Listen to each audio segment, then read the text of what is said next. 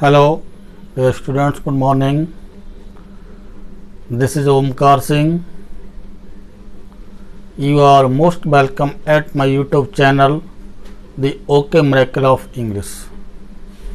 Today we are going to discuss syntax of pronoun part 3rd. It is most important part for your examinations.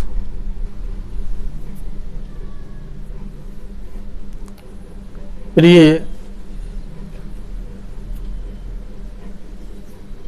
Students, आज हम syntax part का जो हमारी syntax series चल रही है करेक्शन ऑफ द सेंटेंस, उसका चौथा part pronoun syntax of pronoun का तीसरा पार्ट हम पढ़ेंगे। दो पार्ट हमने पहले पूरे कर लिए हैं। अगर आपने वो नहीं देखे हैं तो उन्हें पहले देखिए, उसके बाद इस वीडियो को देखिए, जिससे आपके समझ में अच्छा आएगा। आज जो हमारा महत्वपूर्ण चैप्टर है सिंटैक्स ऑफ प्रोनाउन में part 3rd, use of relative pronoun. Relative pronoun के बारे में आप जानते होंगे, जैसे हु, which, that, as, ये सब हमारे रिलेटिव प्रोनाउन के whom भी आता है, whose भी आता है। ये सब क्या है? हमारे रिलेटिव प्रोनाउंस हैं। रिलेटिव प्रोनाउन का काम होता है दो सेंटेंस को आपस में जोड़ना, रिलेशन बनाना, संबंध बनाना। और रिलेटिव प्रोनाउन का प्रयोग अपने एंटीसीडेंट के आधार पर होता है। एंटीसीडेंट होता है पूर्ववर्ती। नाउन या प्रोनाउन के अनुसार रिलेटिव प्रोनाउन का हम यूज करते हैं। देखिए, सेंटेंस के माध्यम से हम देखेंगे, को रूल्स भी डिस्कस करते चले जाएंगे साथ साथ, जिससे आपको समझने में आसानी होगी। तो आइए चलते हैं, फर्स्ट सेंटेंस को देखते हैं। सबको करेक्ट करना है, या कह सकते हैं फाइंड द एरर या correct of the sentence. Correct the sentences. नीचे लिखिए, वाक्यों को सही करिए। फर्स्ट सेंटेंस दिया है, I met the man which killed the snake। अब इसमें हमारे दो सेंटेंस, एक तो यहां से I met the man, subject है, वर्ब है, ऑब्जेक्ट। एक सेंटेंस हमारा ये हो गया। किसी भी सेंटेंस के लिए सब्जेक्ट, वर्ब, ऑब्जेक्ट आवश्यक होता है तो पूरा हो जाता है। इसके बाद किल द मैन, वर्ब है, ऑब्जेक्ट। तो यहाँ पर सब्जेक्टिव केस लगना है। जो हमारा रिलेटिव प्रोनाउन होगा वो कैसा होगा? सब्जेक्ट के रूप में होगा, क्योंकि वर्ब है तो वर्ब से पहले सब्जेक्ट चाहिए। सब्जेक्ट कोई नाउन या प्रोनाउन हो सकता है, तो हमें प्रोनाउन के बारे में हम पढ़ रहे हैं तो प्रोनाउन ही होगा। एंटीसीडेंट की बात करें, एंटीसीडेंट है हमारा द मैन, तो यहां पर मिस्टेक है। रूल इस प्रकार है कि जब हमारा एंटीसीडेंट कोई व्यक्ति हो तो उसके साथ हम हु का प्रयोग करते हैं। विच का प्रयोग वस्तुओं के लिए होता है और हु का प्रयोग हमारा व्यक्ति के लिए होता है। तो यहाँ पर हम विच हटाकर क्या लगा देंगे बेटा? हु का यूज कर लेंगे। क्या कर देंगे? यहाँ पर हु का यूज कर देंगे। तो सेंटेंस बन जाएगा, I met the man who killed the snake. Sentence हमारा करेक्ट हो जाएगा। तो रूल इस तरह से है कि अगर व्यक्ति दिया है तो उसके साथ हम हु का प्रयोग करेंगे, और वस्तु दी है तो उसके साथ हम विच का प्रयोग करेंगे। क्योंकि द मैन यहाँ पर व्यक्ति है, तो ऐसी स्थिति में हम जो है हु का प्रयोग करेंगे। नेक्स्ट सेंटेंस दिया है, Mohini lost the purse who she bought yesterday. अब देखिए, मोहिनी सब्जेक्ट है, लॉस्ट द पर्स। अब यहाँ पर हम रिलेटिव प्रोनाउन पढ़ रहे हैं तो यहाँ पर हु में मिस्टेक होगी। अभी हमने बताया था कि व्यक्ति के लिए हु का प्रयोग करते हैं और वस्तु के लिए विच का प्रयोग करते हैं। तो आप समझ गए होंगे, क्योंकि हमारा एंटीसीडेंट इसका क्या है, वस्तु है, तो यहाँ पे क्या आना चाहिए, विच आना चाहिए बेटा। Mohini lost the purse, Mohini ने पर्स खो दिया। विच, जो कि सी बॉट यस्टरडे, या जिसे उसने कल खरीदा था। इस तरह से हम विच का प्रयोग वस्तु के लिए और हु का प्रयोग व्यक्ति के साथ करेंगे। समझ में आ रहा होगा, टफ नहीं है ज़्यादा, बस पहचानना है कि व्यक्ति है, वस्तु है। अब देखिए एक चीज़ हम आपको बता दें, ये हमारे दोनों ही सेंटेंस, अभी हमने जैसे मोहिनी वाला था, जैसे यही मान लो मोहिनी लॉस्ट द पर्स। अब यहां पर दिया था हु सी वॉट यस्टरडे। ऐसे ही पहले वाले में दिया था आई मेट द मैन, विच, जो भी है आगे सेंटेंस, तो उन दोनों सेंटेंस इसमें से हु हटा के हम क्या लगा दिया, विच लगा, ये भी करेक्ट है। तो इन दोनों की जगह हम दैट का यूज भी कर सकते हैं, दैट लगा सकते हैं या विच लगा सकते हैं। मतलब रूल इस प्रकार है कि हमारा दैट का प्रयोग, देखिए चाहे व्यक्ति है वस्तु है, दोनों के साथ हम दैट का यूज कर सकते हैं। चाहे तो हमारा एंटीसीडेंट व्यक्ति हो, चाहे हमारा एंटीसीडेंट, तो रूल बन गया हु और विच। हु का हो गया पर्सन, पर्सन के साथ यूज करते हैं। विच का मतलब होता है थिंग्स, और दोनों ही चीज के साथ हम क्या यूज कर सकते हैं, दैट का प्रयोग कर सकते हैं। दैट हमारा कॉमन है, यदि एंटीसीडेंट कोई पर्सन है, व्यक्ति है, तो भी दैट का यूज कर सकते हैं हम। और अगर कोई वस्तु है तो वस्तु के साथ वैसे विच लगाएंगे। मतलब इनमें आपस में दिया होगा आपका जो मेल होगा कि इसके साथ हु नहीं आ सकता और इसके साथ विच नहीं आ सकता, ये दोनों ही रॉन्ग होंगे। अगर आप लगाना चाहें, अगर व्यक्ति वस्तु में से कोई भी दिया है तो दैट दोनों के साथ हमारा यूज हो सकता है। ये हमारा रूल है बेटा, व्यक्ति के साथ हु, वस्तु के साथ विच, और दैट का प्रयोग हम व्यक्ति या वस्तु दोनों में से किसी के साथ भी कर सकते हैं। ये मिटा दे रहा हूं, ये थोड़ी जगह मिल जाएगी, समझने में आसानी रहेगी बेटा। और भी रूल्स डिस्कस करेंगे साथ में। सेंटेंस हमारे गिनने के 6-7-8 होंगे, लेकिन हम कम से कम 15 से 20 सेंटेंस, 15 से 20 रूल्स डिस्कस करते हैं इसमें। नेक्स्ट सेंटेंस दिया है she can eat anything what she likes. अब देखिए हमारा यहाँ व्हाट दिया है, रिलेटिव प्रोनाउन की बात करें, व्हाट से पहले no antecedent, antecedent plus what, मतलब व्हाट से पहले ही हमारा रूल हो गया, general rule. No antecedent, what अपने साथ कोई एंटीसीडेंट नहीं लेता है, पूर्ववर्ती नहीं लेता है। अगर व्हाट रिलेटिव प्रोनाउन के रूप में यूज हुआ हो तो इससे पहले हम इसका एंटीसीडेंट यूज नहीं करते हैं। तो यहाँ पर समझ में आ गया होगा आपके कि हमारा सेंटेंस क्या करना है, हमें एंटीसीडेंट अर्थात एनीथिंग को हम हटा देंगे, यहाँ से ये क्रॉस हो जाएगा, सेंटेंस हमारा करेक्ट हो जाएगा she can eat what she likes, ये सेंटेंस हमारा करेक्ट हो जाएगा। दोबारा देख लीजिए, नो एंटीसीडेंट प्लस व्हाट, अर्थात व्हाट से पहले कोई भी एंटीसीडेंट का प्रयोग हम नहीं करते, कोई पूर्ववर्ती नहीं लगाते। लेकिन ध्यान रखें, अगर आप यहाँ दूसरी तरह करेक्ट कर सकते हैं, दूसरा सेंटेंस इसे ऐसे ही बना सकते हैं हम चाहें।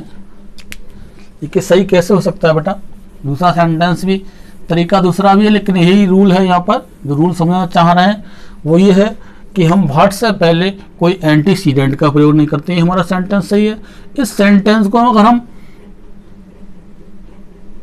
एंटीसीडेंट रखना चाहते हैं तो क्या कर देंगे, यहाँ की जगह हम क्या लगा देंगे, इसे हटा करके यहाँ पर हम दैट का यूज कर सकते हैं। क्या लगा सकते हैं, दैट भी लगा सकते हैं। मतलब व्हाट को हटा दीजिए, जैसे she can eat anything that she likes. अगर एंटीसीडेंट हम यूज करना चाह रहे हैं तो हम व्हाट को हटाकर दैट का प्रयोग कर सकते हैं। मतलब व्हाट से पहले एंटीसीडेंट का प्रयोग नहीं करते हैं। अगर हम एंटीसीडेंट लगाना चाहते हैं तो हमें व्हाट हटा करके दैट का प्रयोग करना होगा। ये भी सेंटेंस हमारा करेक्ट हो जाएगा। रूल समझ में आ रहे होंगे? हाँ, ध्यान से पढ़िए, मेहनत से पढ़िए, हर चीज़ समझ में आ जाएगी। बेहतरीन पढ़ाने की कोशिश करेंगे बेटा, एक से एक चीज़ समझ में आएगी। फालतू की बातें हम नहीं करते, हमें केवल पॉइंट टू पॉइंट बातें करनी होती है जिससे आपको अधिक से अधिक लाभ मिले, आप ऊंचाइयां छुएं। यही हमारी खुशी है, यही हमारा प्रसाद है, यही हमारे संसार है कि आप अच्छे पदों पर जाएं, अपने आप को अच्छे संस्कारवान बनाएं, अच्छे संस्कारवान बनिए, ऊंचाइयों को छुइए। बस इसी में हमारी खुशी है। नेक्स्ट सेंटेंस है बेटा, देखिए समझते जाइए, आराम से एक एक चीज समझ में आ जाएगी। They who waste their time never succeed. बहुत अच्छी लाइन है, इंपॉर्टेंट लाइन है। They who waste their time, जो अपना समय बर्बाद करते हैं, नेवर सक्सीड, कभी सफल नहीं होते हैं।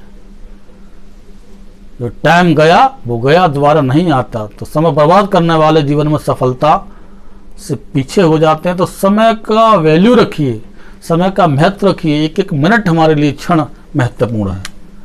अब देखिए यहाँ पर रूल है। रूल इस तरह से है कि अगर हम किसी सेंटेंस में हु का यूज करना चाहें, अगर हु एंटीसीडेंट के रूप में दिया है तो उसके साथ हम दे का प्रयोग नहीं करते हैं। मतलब हु जो हमारा रिलेटिव प्रोनाउन है, इसके साथ हम जैसे हु भी हो सकता है, हुम भी हो सकता है, दैट भी हो सकता है। लिख सकते हैं हु ओब्लिक हुम ओब्लिक दैट। ये सब रिलेटिव प्रोनाउन है। इससे पहले कहेंगे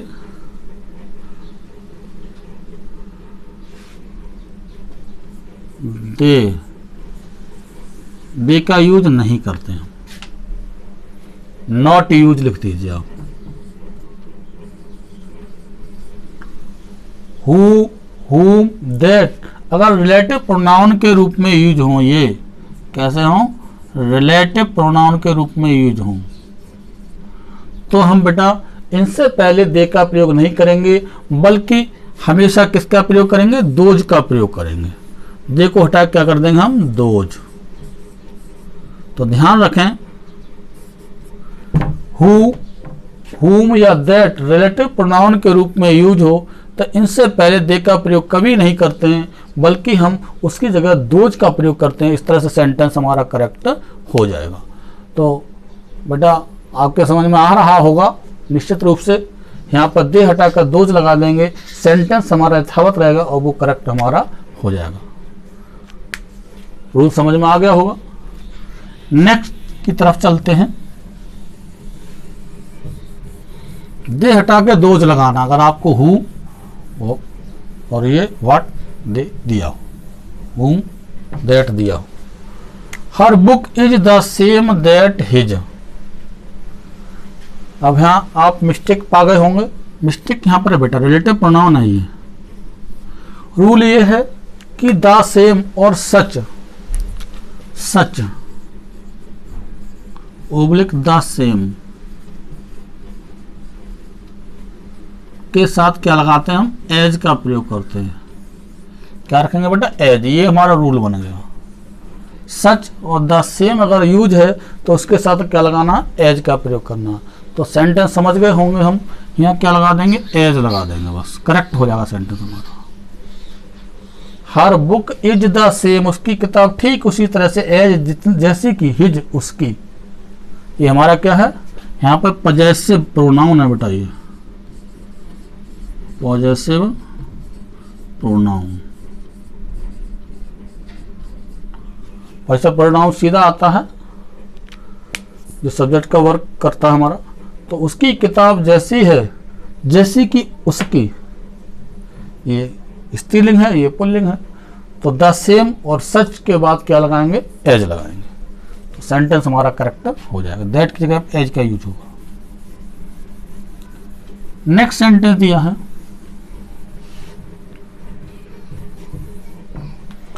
this is the same pen as she gave her. अब आप समझ रहे होंगे कि द सेम बताया था अभी सर ने, और उसके साथ एज दिया, यहाँ पे एज गलत है। रूल है द सेम प्लस नाउन, अर्थात द सेम के बाद अगर नाउन दिया है तो हमें जो एंटीसीड जो आपका प्रोनाउन, रिलेटिव प्रोनाउन यूज करना होगा, वो क्या लगाएंगे, दैट का यूज करेंगे। ये हमारा करेक्ट माना जाएगा। द सेम के बाद नाउन हो तो उसके बाद जो हम प्रोनाउन का यूज करेंगे, रिलेटिव प्रोनाउन का यूज करेंगे, वो दैट होगा, एज नहीं होगा। क्योंकि पिछले वाले सेंटेंस में हमें बताया था द सेम और सच के बाद एज का प्रयोग करते हैं, उसमें क्या था कि उसके बाद नाउन नहीं था। Her book is the same as his, तो द सेम के बाद कोई नाउन नहीं था। अगर नाउन दिया है तो हम क्या लगाएंगे, दैट का प्रयोग करेंगे, तो यहाँ क्या लग जाएगा हमारा, दैट। क्योंकि हमारा द सेम है, इसके बाद ये क्या है, नाउन है, पेन। तो ये रूल्स होते हैं, छोटे छोटे रूल्स होते हैं। यहाँ क्या लगाएंगे बेटा, देन नहीं, दैट लगाएंगे, sorry. This is the same pen that she gave her sister. Sentence हमारा करेक्ट हो जाएगा। एज हटा करके दैट लगाना है, क्योंकि द सेम के बाद अगर नाउन दिया जाए तो हम दैट का यूज करते हैं। तेजी से देखते हैं, आगे बढ़ते हैं। आपको मजा आ रहा होगा पढ़ने में, मजा आ रहा है तो लिखिए यस, थंब का निशान दीजिए, अंगूठा का निशान दीजिए, जिससे हमें शक्ति मिले, ऊर्जा मिले कि हाँ हमारे बच्चे समझ रहे हैं, आगे बढ़ रहे हैं। आपका आगे बढ़ना हमें खुशी प्रदान करता है। This is the best book which I sold. अब देखिए हम रिलेटिव प्रोनाउन पढ़ रहे हैं तो मिस्टेक जाहिर सी बातें ही होगी। रूल होता है हमारा, देखिए दैट का प्रयोग जो होता है मोस्टली हम उस स्थिति में करते हैं जब डिग्री अर्थात सुपरलेटिव डिग्री का यूज हो, आल का यूज हो, द सेम का यूज हो एंटीसीडेंट के रूप में, द ओनली का यूज हो, the only, all, the same और सुपरलेटिव डिग्री के एडजेक्टिव का यूज होने पर हम ऐसी स्थिति में दैट का प्रयोग करते हैं।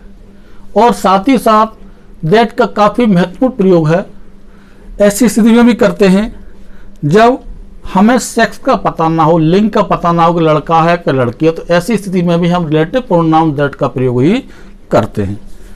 आगे आएंगे, देखिए तो this is the best book. अब देखिए यहाँ ये हमारा क्या एडजेक्टिव है।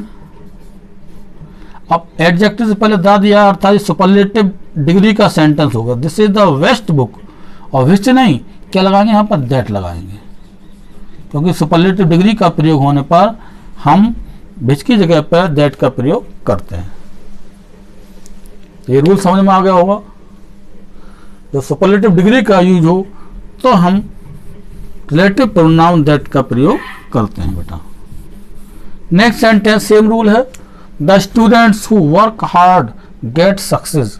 वे विद्यार्थी जो कठिन परिश्रम करते हैं सफलता पाते हैं। द स्टूडेंट्स, इस सेंटेंस में लिंग का पता नहीं कि स्टूडेंट बॉय है या गर्ल है, लड़का है या लड़कियां हैं। जब हमें सेक्स का पता नहीं होता है तो ऐसी स्थिति में हमेशा रिलेटिव प्रोनाउन के रूप में क्या होता है हमारा, दैट का प्रयोग। मतलब sex is not clear, short में लिख देते हैं sex not clear, superlative degree.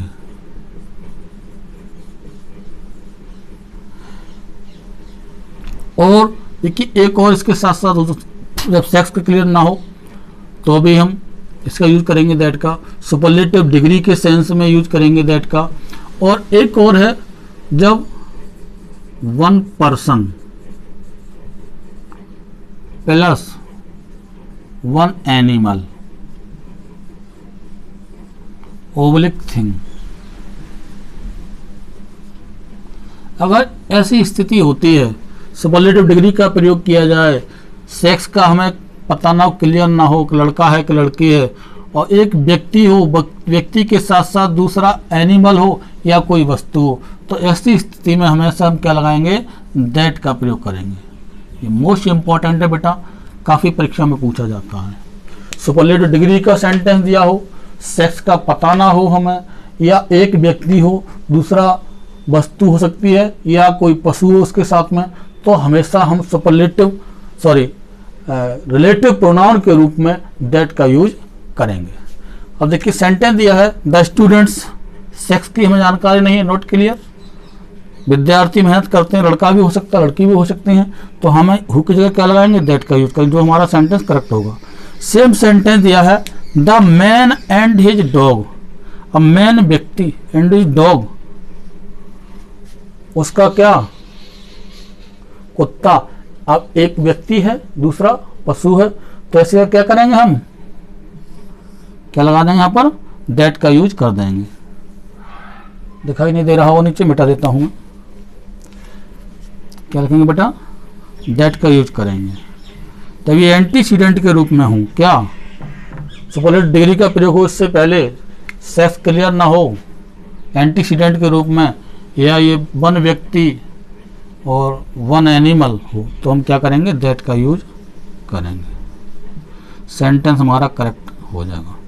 The man and his dog went there were old, आदमी और उसका कुत्ता वहाँ गए क्योंकि बूढ़े थे, तो ऐसी स्थिति में हम दैट का यूज करेंगे। तो डियर स्टूडेंट्स, आज के लिए बस इतना ही। उम्मीद है कि आपके समझ में एक एक चीज़ आई होगी, एक एक पॉइंट समझ में आया होगा बेटा। अगर नहीं आता है, यहाँ भी मिस्टेक हो, 2 बार देखिए समझ में नहीं आ रहा, 3 बार देखिए वीडियो को, 2 बार 3 बार में क्लियर हो जाएगा। इतने पर भी समझ में नहीं आता है तो कमेंट बॉक्स में कमेंट लिख सकते हैं आप, अच्छा सॉल्यूशन मिलेगा आपके लिए, जहाँ भी मिस्टेक होती है आपके दिमाग में समझने में। तो ठीक है, आज के लिए बस इतना ही। Bye bye, take care, God bless you. उम्मीद है कि आप अच्छा करेंगे और अच्छा पाएंगे। ठीक है, ओके, लाइक शेयर कमेंट भी करें साथ में।